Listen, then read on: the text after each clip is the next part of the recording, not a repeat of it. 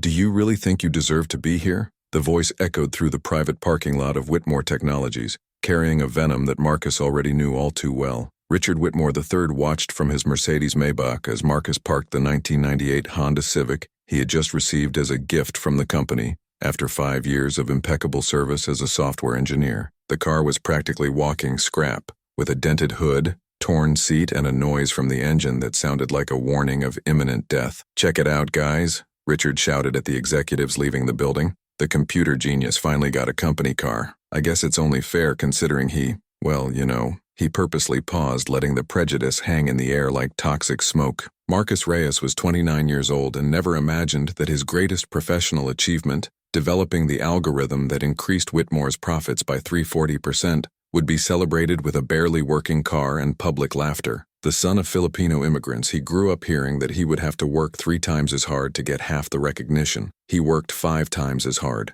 Jennifer Park, the only Asian executive in the lead, looked away embarrassedly as Marcus passed her. She knew. Everyone knew. Richard had promised Marcus a promotion to Chief Innovation Officer, including a $200,000 bonus and a Tesla Model S. Instead, he handed over that wrecked car and promoted Bradley Thompson, a mediocre developer who was Richard's distant cousin and who spent more time playing golf than programming. "Oh, Marcus," Richard approached with a smile that didn't reach his eyes. "I hope you're pleased with your recognition. After all, you were lucky to achieve something, weren't you? Not everyone can rise that high from where you came from." Marcus's fingers tightened around the rusty keys. 5 years creating revolutionary codes. 3 patents registered in his name that the company legally stole through abusive contract clauses. Countless late nights correcting the mistakes of white colleagues who took credit for his work. And now this. "I thank you for your generosity, Mr. Whitmore," replied Marcus with a calmness that momentarily disconcerted Richard.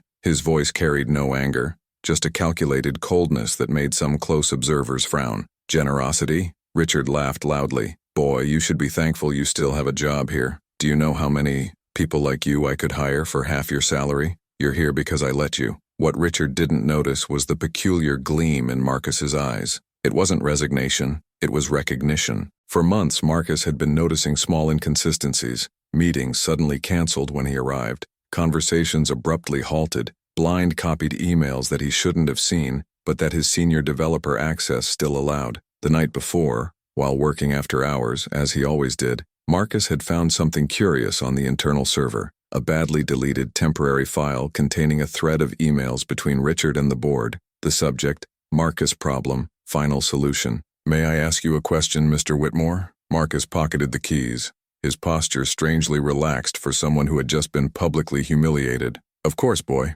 What is it? Have you ever heard of open source?" Richard blinked in confusion. What ridiculous question is that?" "It's just curiosity." Marcus gave an enigmatic smile. "Have a great day, sir." As he walked back to the building, ignoring the pitying looks and muffled laughter, Marcus pulled out his cell phone and sent a message to a number saved as, "Lawyer, do not delete. It's time." He took the bait. 3 floors above, in his panoramic office, Richard was already celebrating with his assistant. "I finally got this guy off the pedestal he built himself. Now he knows where he belongs." What Richard Whitmore III didn't know, and could never have imagined in his worst nightmares, was that wrecked Honda Civic would be the least of his problems. Because Marcus Reyes wasn't just a brilliant software engineer, he was a strategist who learned early on that people like Richard only understand one language: devastating public and financial consequences. And Marcus was about to give a masterclass in this language. At that moment, as Richard toasted his victory with $1,000 champagne, Marcus sat at his workstation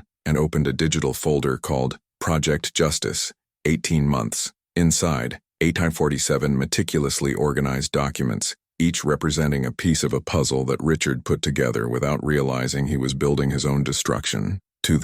But why 18 months? What had Marcus discovered that warranted so much silent preparation time? And who was the mysterious lawyer now being instructed to initiate something that would make Richard beg to go back in time? If this clever revenge story is making your blood boil with anticipation, be sure to subscribe to the channel, because what's about to happen will redefine the meaning of the expression, "Revenge is a dish best served cold." The public humiliation in the parking lot was just the appetizer. Over the next few days, Richard Whitmore turned Marcus's life into a meticulously planned hell. On Monday, Marcus arrived at the office to find that his workstation had been relocated. From the development floor to the basement, literally next to the noisy server room. A question of space optimization, explained the HR manager without making eye contact. Marcus's new office was a cramped cubicle where the temperature ranged from freezing to unbearably hot, depending on the mood of the cooling system. Bradley Thompson, the newly promoted mediocre cousin, now occupied Marcus's old desk, along with his picture window and $2,000 ergonomic chair. During the team's morning meeting, Bradley introduced the revolutionary new project he was leading. Marcus recognized it instantly. It was his own proposal from 3 months ago, the one Richard had rejected as not innovative enough. Brilliant, Brad. Richard clapped his hands theatrically. Now that's thinking outside the box. Marcus, you should take notes on how to do real innovation. Jennifer Park looked at Marcus with a mixture of pity and guilt. She knew the truth, but her silence cost less than her integrity. At least that's what she told herself every night. But Richard was just warming up. On Wednesday, he called Marcus to a meeting with the entire board. We need to discuss some irregularities in your code, Richard announced, projecting programming lines full of glaring errors onto the screen. This represents a security risk for the entire company. Marcus studied the screen calmly. That wasn't his code. The errors were so obvious, so amateurish, that any junior developer would spot the fraud. But there, in that room full of executives who barely knew Java from JavaScript, the lie became truth under the weight of Richard's authority. Mr. Whitmore, Marcus said in a measured tone, this code was not written by me. Note the syntax on line 47, the use of global variables, the lack of, are you calling me a liar? Richard leaned across the table, his face flushed with performative indignation. We have system logs with your user ID. Are you saying our security systems are wrong? Awkward silence. The directors avoided looking at Marcus, focusing instead on their laptops or their own hands. The trap was complete. To object would be to accuse the company of having flawed systems, which could be used as insubordination. I see, Marcus replied simply, sitting back down. Richard blinked, clearly expecting more resistance. Marcus's calm silence was disconcerting, as if he were watching a play whose ending he already knew. As punishment, your salary will be reduced by 30% for the next 6 months, Richard announced, savoring every word. And you will be on probation. Any other slip-up and he made a neck-slitting gesture. That night, Marcus drove the wrecked Honda to a remote coffee shop in the city center, far from any co-workers. There, at a discreet table in the back, waited David Chen, not just a lawyer, but the corporate discrimination lawyer who had brought down 3 CEOs of Fortune 500 companies in the past 5 years. 18 months. David pushed a thick folder across the table. Did you really wait 18 months to save all this? Marcus opened the folder. Inside, printed in chronological order, screenshots of Slack conversations where Richard used racist terms to refer to Marcus when he thought he was in a private channel, internal emails discussing how to minimize the influence of employees of color, records of Marcus's proposals being rejected and then implemented under the names of white developers, even photos of exclusive corporate parties where only white executives were invited. He made the classic mistake, Marcus said, leafing through the documents with the precision of someone who had studied them 1,000 times. He thought that because I was a software developer, I wouldn't understand labor laws. He thought that because I was the son of immigrants, I wouldn't have the resources to fight. He thought that because I was black, I would simply accept my place. David smiled. He doesn't be that your father was a lawyer in the Philippines before immigrating, right? He doesn't know many things. Marcus pulled out a separate envelope, including that I have administrative access to literally every server in the company. Want to know what else I've discovered in the last 18 months? What David Chen saw in that envelope made even an experienced lawyer swallow hard. It wasn't just a case of racial discrimination. It was a web of tax fraud, misuse of investor funds, and most devastatingly, Richard had stolen patents from 3 other non-white developers over the past 4 years, using the same intimidation tactics and contract manipulation. Marcus, this goes beyond a labor lawsuit. This is criminal. I know. Marcus calmly closed the envelope. That's why I waited so long. I needed to be absolutely sure. Every document, every screenshot, every line of code, everything time-stamped, everything backed up in 3 different places, everything verifiable. Richard taught me something valuable. People like him only understand when they lose everything publicly. David Chen had worked with hundreds of victims of discrimination, but something in Marcus's eyes was different. It wasn't anger. It was the cool patience of a chess grandmaster who is 10 moves ahead. The car, David said suddenly. That's why you were so calm when he gave you that scrap. You were expecting exactly this kind of public humiliation. Marcus neither confirmed nor denied, but the silence said it all. Meanwhile, Richard Whitmore celebrated in his private club, surrounded by other white executives. Toasting the Marcus problem finally solved. He posted a message on LinkedIn about maintaining high standards of excellence at the company, which received thousands of likes from other CEOs who understood the code perfectly. Jennifer Park saw the post and felt her stomach drop. She had seen the actual code Marcus wrote. It was pure art. Richard's accusations were absurd to anyone who actually understood programming, but Jennifer also had a mortgage, 2 kids in college, and a position that took her 15 years to earn as an Asian woman in an industry dominated by white men. She opened WhatsApp and typed a message to Marcus. "I'm so sorry," but he deleted it before sending it. Some excuses sound empty when they are accompanied by cowardice. What Jennifer didn't know, what no one at Whitmore Technologies knew, was that Marcus wasn't alone in this fight. He had spent 18 months discreetly connecting with other employees who had been abused and discarded by Richard. 3 former developers who left the company with confidentiality agreements they thought were unbreakable. 2 interns who were harassed and silenced. A financial manager who discovered irregularities and was forced to resign. Everyone had stories. Everyone had proof. Everyone was waiting for the right moment. And Marcus was about to orchestrate a symphony of justice that would have Richard begging to go back to the days when his problems were just labor lawsuits. On Friday of that week, Marcus arrived at his basement office and found a note on his desk. It wasn't signed, but it was Jennifer's handwriting. "He's planning to fire you on Monday. He's going to claim more code errors. Get away while you can." Marcus read the note, folded it carefully, and put it in his pocket. Then he picked up his phone and sent a single message to David Chen.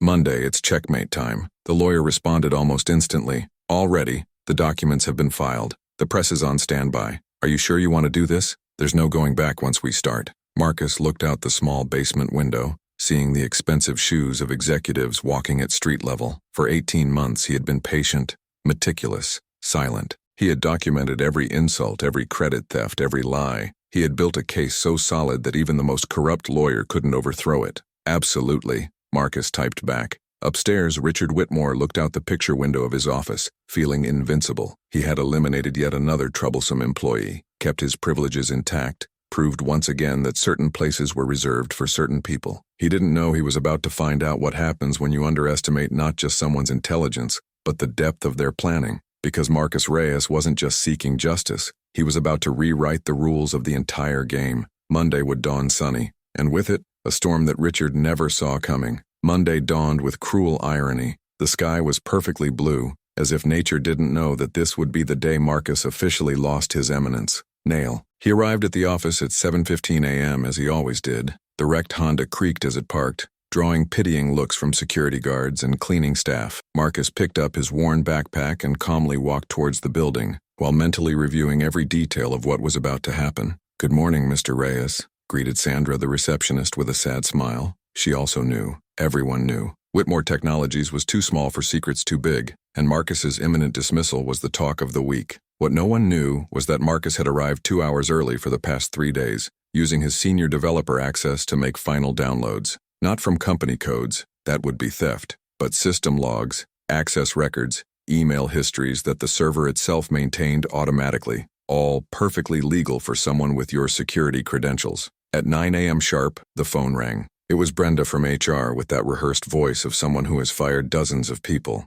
"Marcus, could you come to the 3rd floor meeting room?" "Of course, Brenda, I'm right up." The room was set up like a corporate courtroom. Brenda on the left with her folder of legal documents. Richard Whitmore in the center, trying to look solemn but unable to hide the victorious gleam in his eyes. Bradley Thompson sitting in the back, probably just there to savor the moment. And Jeff Morrison, the company's in-house lawyer, with his gray suit and carefully neutral professional expression. "Marcus, I appreciate your punctuality," Richard began, shuffling through papers as if reviewing important facts. "Unfortunately, due to continued irregularities in your work and the recent safety audit, we have no choice but to terminate your employment, effective immediately." Marcus nodded calmly. "I understand." Richard blinked, clearly expecting pleading or outrage. "Do you understand?" "Perfectly. Can I ask you a question before you sign the documents?" "Of course." Richard leaned back in his chair, magnanimous in his victory. "How many non-white developers has Whitmore Technologies fired or forced to resign in the last 5 years?"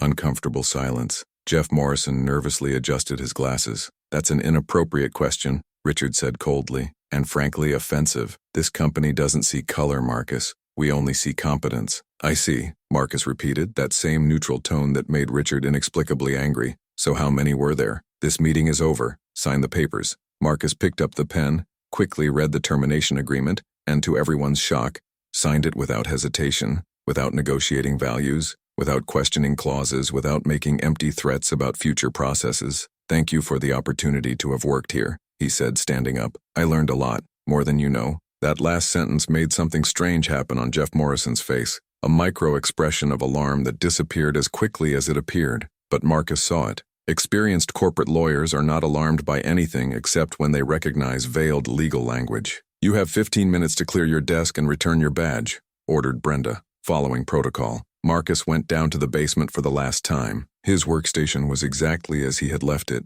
clean, organized, without any personal files. Because all the important files had already been copied to 3 different locations days ago, he picked up just 3 items: a coffee mug his mother had given him on his first day of work, a framed photo of his family in the Philippines, and a yellow post-it note taped to his monitor. The message on the post-it was simple: "The best revenge is massive success. Frank Sinatra." When Marcus walked through the lobby carrying his small box, Jennifer Park was waiting for the elevator. Their eyes met for an endless second. "Marcus, she began. "No need, Jennifer." His voice carried no anger, just a tired sadness. "I understand completely. You have a family, mortgage, future. I understand." "No," she said, her voice breaking slightly. "You don't understand. I'm a coward. They call it minority privilege. Being minority enough to be tokenized, but not minority enough to risk everything for justice. I'm sorry." Marcus nodded and continued on. That apology, while genuine, came too late and too weak to change anything. In the parking lot, he placed the box in the back seat of the wrecked Honda. Then he picked up his cell phone and made a call. "David, it's me. It's over. I'm leaving now." "Perfect." The lawyer's voice sounded energized. "The documents were filed 30 minutes ago in federal court. Racial discrimination, intellectual property theft, and separate criminal charges regarding tax fraud. The press received the press releases 15 minutes ago. The Wall Street Journal wants an exclusive interview for tomorrow. What about the others?" "All confirmed. Sarah, Miguel, and Chen are ready to testify. The breaches of confidentiality agreement are supported by the exception of reporting a crime. The judge has already signed the order allowing it. And there's one more thing." "What?" "Jennifer Park just called me. She wants to testify, voluntarily." Marcus closed his eyes for a moment. Jennifer had chosen her side, too late to save his job, but early enough to destroy Richard's defense. "Accept her testimony," Marcus said finally. "Everyone deserves a chance to do the right thing even if it's late." As he drove away from Whitmore Technologies for the last time, Marcus didn't look in the rearview mirror. That chapter was over, but another was just beginning, and it would be written not with programming code but with the far more powerful language of systematic legal justice. At that moment, in Richard Whitmore's office, the phone rang. It was his executive assistant, her voice shaking in a way he had never heard before. "Mr. Whitmore, there is an FBI representative at the front desk. He is asking to speak to you and has brought a court order. And, sir, there are news vans parking in front of the building." Richard felt something cold run down his spine. "FBI? What are you talking about? What court order?" "Something about tax fraud and intellectual property misappropriation. Sir, Bloomberg just published an article. The headline is, 'It's about you.'" Richard's hands shook as he opened the laptop. There it was, in bold letters. "Whitmore Technologies CEO faces accusations of systematic racial discrimination and corporate fraud. Former Filipino employee presents devastating evidence." The article had it all. Prints of private messages where Richard used openly racist language, emails documenting patent appropriation schemes, statements from witnesses who had been silenced for years,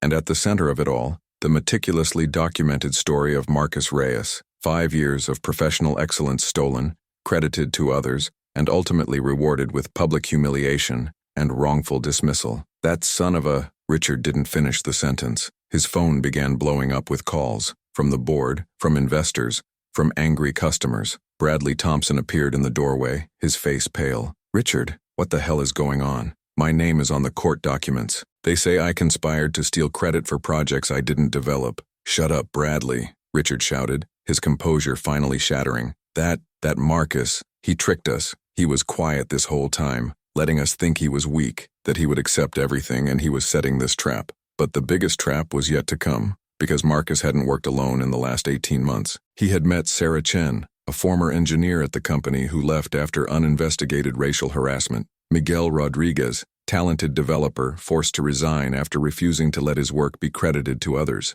And Tony Park, Jennifer's brother, who had worked as an internal auditor and discovered the tax irregularities that Richard ordered him to ignore. Each one had their story, each had their own evidence, and everyone was about to testify. That afternoon, as Richard Whitmore desperately tried to do damage control and understand how his silent victim had turned into his worst nightmare, Marcus Reyes sat in a modest coffee shop, reviewing notes for the next day's interview. David Chen watched his client with something close to admiration. You know, most people in your position would have just sued for regular employment discrimination, right? They'd take like 50, maybe 100 grand out of court and move on. I know, but you waited. You documented everything. You found the others. You built a federal case that could destroy not just Richard but potentially the entire company. I don't want to destroy the company, Marcus corrected calmly. I want to destroy the culture that allows people like Richard to thrive by destroying people like me. There's a difference of about $50 million in potential damages, considering the criminal charges.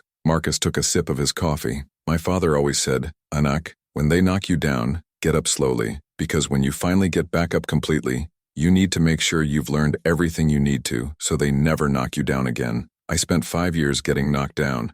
It took me 18 months to get up. Now I'm standing. What Richard Whitmore didn't understand, what people like him never understand, is that underestimating someone isn't makes them weak. It just makes them underrated. And underestimated people have the most powerful advantage there is, the absolute element of surprise. At Whitmore Technologies, as the FBI herded employees in for questioning, and journalists surrounded the building, Jennifer Park walked into Marcus's empty basement office. The yellow post-it was still stuck to the monitor. The best revenge is massive success. She photographed the note and posted it on LinkedIn with a simple message. I spent years in silence while talented colleagues were destroyed. Today I choose to speak out. Justice for Marcus. Never again. Within an hour, the post had 50,000 shares. Other current and former employees began sharing their own stories. The movement was taking on a life of its own. And Marcus? He simply saved his notes, thanked David for his partnership, and drove home in that wrecked Honda that, in some poetic way,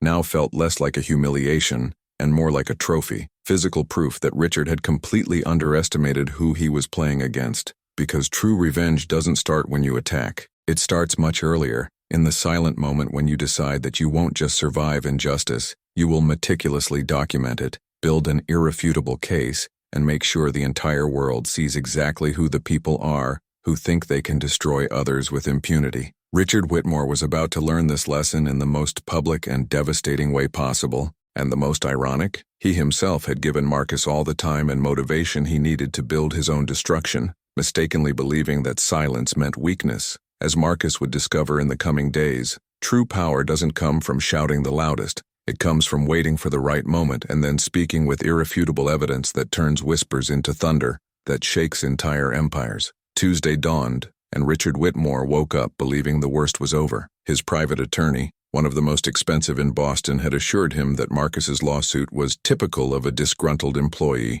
and would be resolved with a confidential settlement of $50,000. These accusations are ridiculous, Richard told the emergency council convened at 8 a.m. A mediocre developer who was fired for incompetence is trying to extort the company. Let's sue for defamation and get this over with. Jeff Morrison, the in-house lawyer, looked visibly uncomfortable. Richard, I've reviewed the documents that were filed. This isn't just a labor lawsuit, these are federal criminal charges. The FBI is investigating tax fraud and intellectual property misappropriation. And there's more. They have what? Richard interrupted, irritated. Complete system logs from the last 5 years. Every email, every Slack message, every edited document. Everything time-stamped and digitally certified. And witnesses. 6 former employees willing to testify under oath. The silence in the room was broken by Richard's phone vibrating incessantly. Notifications from LinkedIn, Twitter, emails from angry customers. The story had exploded overnight. Bradley Thompson rushed into the room, his face red with panic.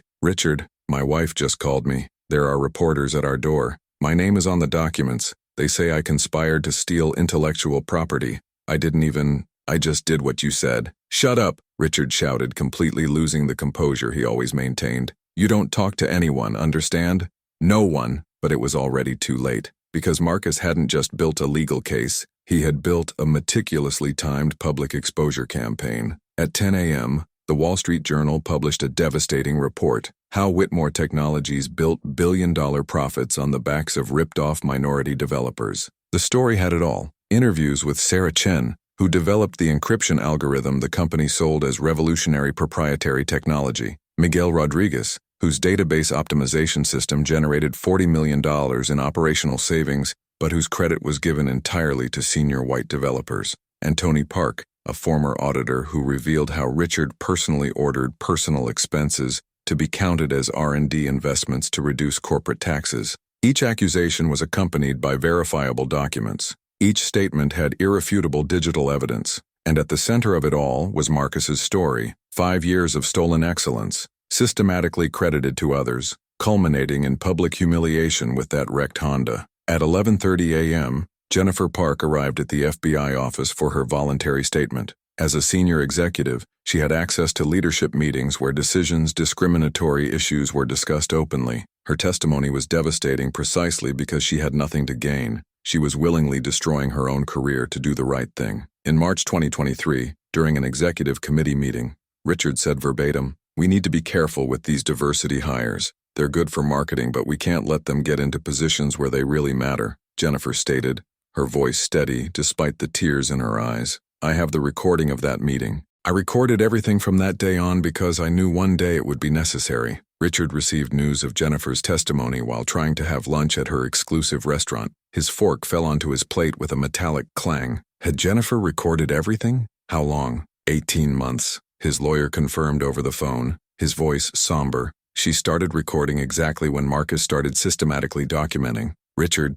they worked together. She was his inside source this whole time." The food on Richard's plate suddenly seemed inedible. Marcus had turned Jennifer, the only executive he thought had his finger on the pulse of, into a secret ally. The plan had begun much earlier than Richard ever imagined. At 2 p.m., Bloomberg released a financial analysis showing that the 3 patents stolen by Marcus and credited to the company were conservatively worth $89 million.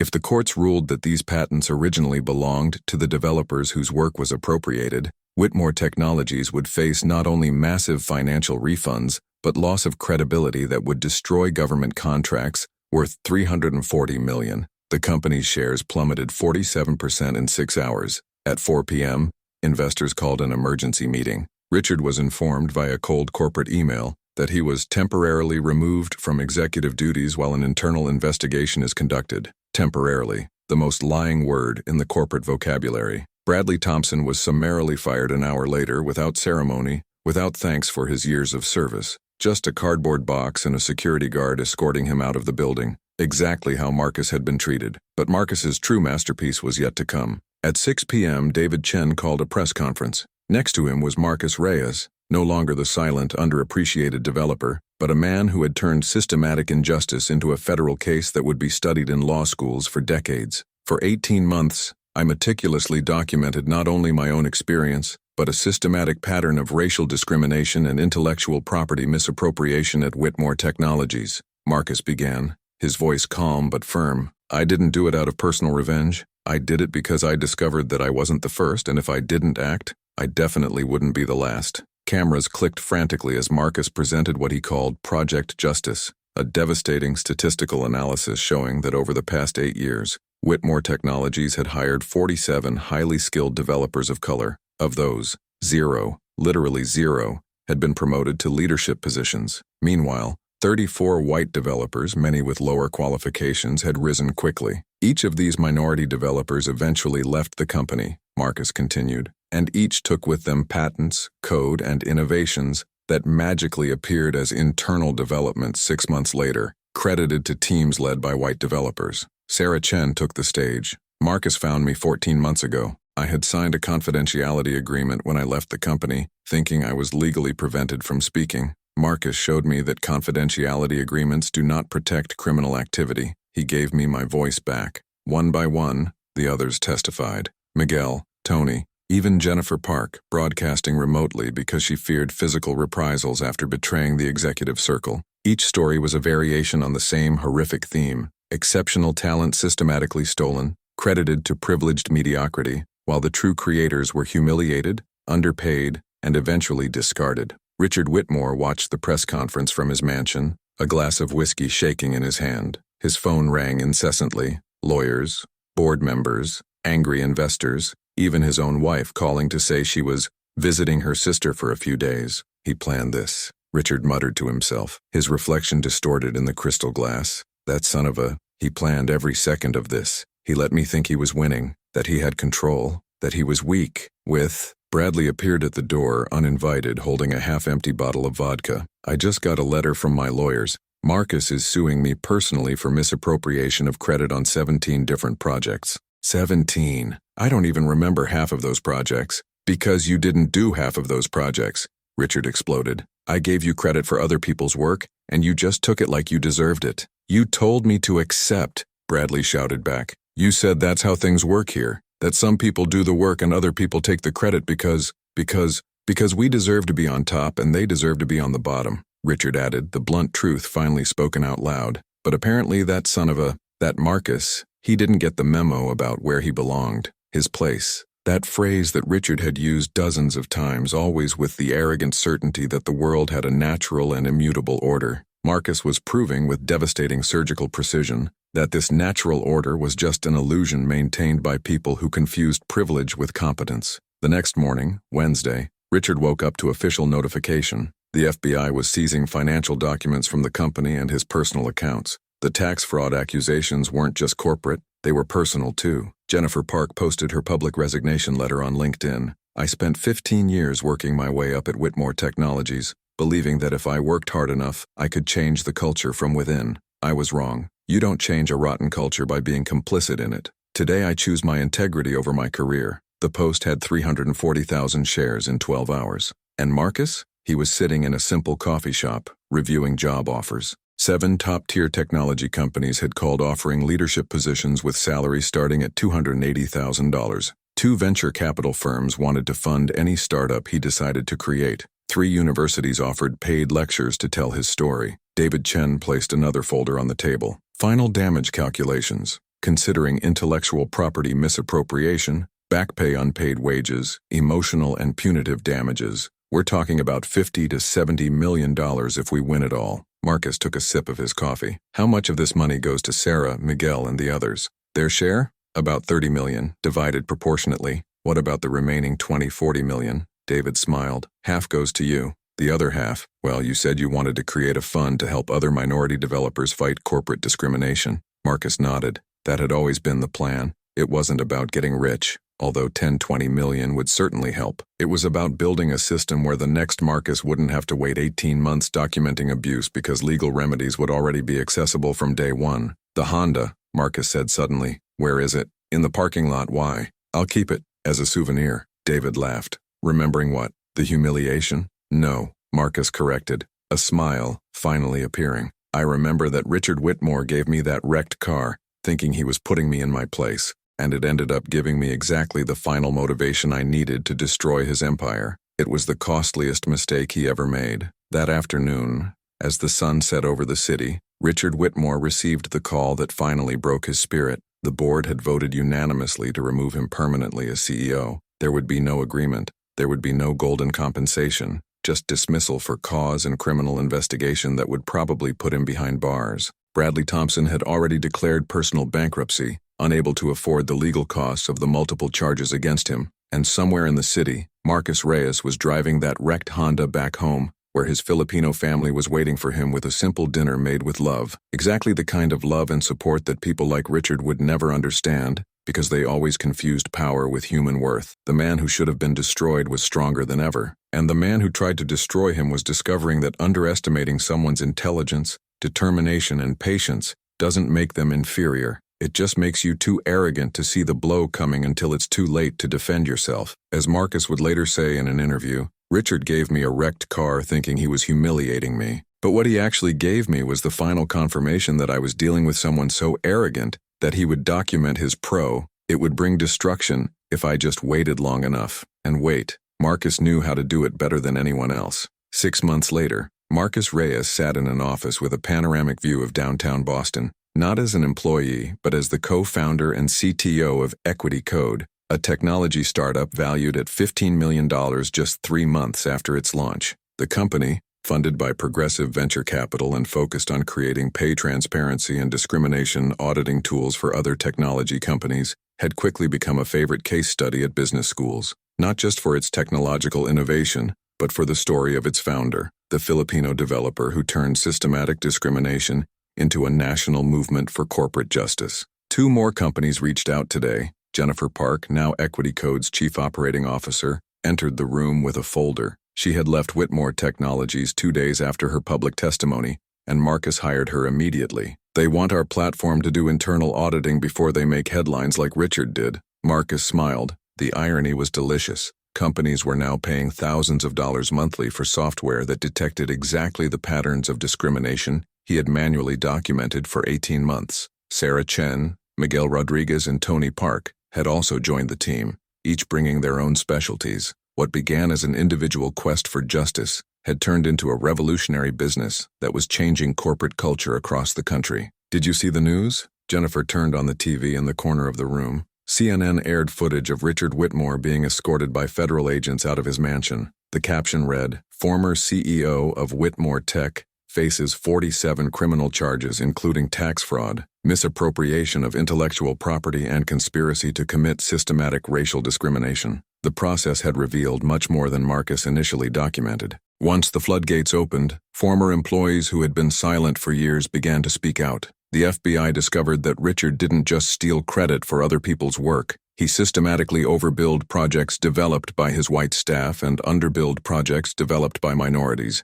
then used the difference to justify pay disparities and promotion decisions. The criminal charges were so extensive that Richard's lawyers estimated 15 to 25 years in prison, if convicted, on all counts. His personal assets had been frozen. His wife had filed for divorce, taking with her the children and half of everything that wasn't under federal investigation. Bradley Thompson had moved to his parents' home in Ohio, working at a call center after declaring personal bankruptcy. He tried to find a job in technology, but the first thing that came up when someone Googled his name was mediocre developer promoted by nepotism while stealing credit from minority colleagues. Whitmore Technologies had been sold for liquidation value after losing 89% of its market value. The new owners renamed the company, purged all previous leadership, and implemented, ironically, Equity Code software as part of their cultural restructuring. "We've received yet another invitation." Sarah entered the room waving an elegant envelope. "TED Talk. They want you to talk about turning injustice into innovation at next year's main conference."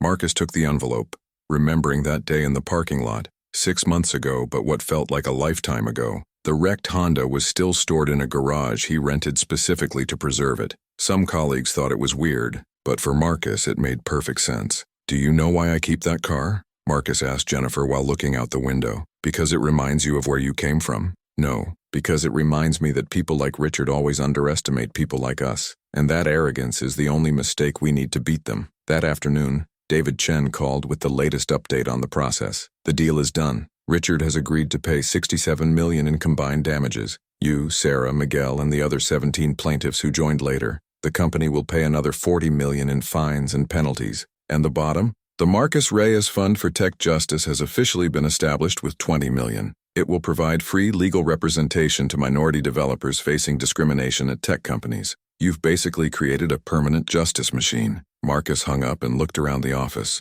Sarah was programming new anti-discrimination functionality. Miguel reviewed contracts with potential clients. Tony audits for Equity Code's own internal systems. They practiced what they preached. Jennifer was on the phone with yet another victim of corporate discrimination, offering not just software, but real hope that justice was possible. That was true revenge. Not just destroy Richard Whitmore. Anyone with good lawyers and solid evidence could do that. The real revenge was to build something so big, so impactful, that it would make it impossible for future Richards to operate with impunity. That night, Marcus drove the Tesla Model S he bought for himself, not out of necessity but because it was exactly the car Richard had promised and then denied. But this time he bought it with his own money, earned through his own company, built on his own vision. He stopped in front of the garage where he kept the wrecked Honda. He got in, turned on the lights, and stared at the car that represented Richard Whitmore's biggest miscalculation. "Thank you," Marcus said loudly to the empty car. "You were the final push I needed." Because that wrecked Honda wasn't just a car, it was a symbol of the arrogance that destroys empires, of the underestimation that creates monsters you can't control, and of the old lesson that powerful people always forget: never mistake silence for weakness. Marcus had remained silent for 18 months not because he was weak, but because he was building a case so solid that not even the best lawyer in the world could overturn it. He had accepted humiliation not because he deserved it, but because each documented insult made the criminal case stronger. And when he finally spoke, it wasn't out of anger or resentment. It was with irrefutable evidence, multiple witnesses, and a plan so well executed that it destroyed not just one man, but dismantled an entire system of corporate discrimination that had operated for decades. 3 months later, Marcus was invited to speak at Harvard University's graduation. His speech was simple but devastatingly powerful. You will encounter people who will try to put you in their place. You will face discrimination disguised as meritocracy. You will see talent stolen and mediocrity rewarded. And when that happens, you will have a choice. Accept that the world is unfair, or meticulously document every injustice and use it to build a different world. He paused, letting the words resonate. The best revenge is not destroying those who wronged you. It is building something so great that it makes any attempt by them to diminish you irrelevant. It is proving, through undeniable success, that the problem was never you. It was always their arrogant blindness. The audience exploded in applause. Among the graduates, dozens of non-white faces, future engineers, lawyers, doctors, looked at Marcus not just with admiration but with something far more powerful, concrete hope that justice was possible. Richard Whitmore attended the lecture from federal prison where he was awaiting trial. His cell was small, cold, devoid of any of the luxuries he considered his birthright. He had lost everything: family, fortune, freedom, reputation. And the worst? He knew he was totally, completely, undeniably guilty. There was no blaming others, no pretending to be a victim. He had documented his own destruction through arrogant emails, condescending messages, and discriminatory decisions he felt he was perfectly justified in making. Marcus Reyes hadn't destroyed it. Richard had destroyed himself. Marcus just had the patience and intelligence to document everything as it happened. And now, sitting in that cell, Richard finally understood. The wrecked Honda he gave as a gift had been the costliest mistake of his life. Because he didn't humiliate Marcus, he turned him into the most dangerous opponent possible, someone who had nothing left to lose and everything to gain by fighting. Marcus Reyes' story has become legend in the technology industry, not just as a tale of restored justice, but as a fundamental lesson. Never underestimate silent people, because silence can be a strategy, not weakness. His company continued to grow, its influence expanding, its impact reverberating through every minority developer who now had real resources to fight corporate discrimination. And every time someone asked why he kept that wrecked Honda in an expensive garage when he could just throw it away, Marcus would smile and respond,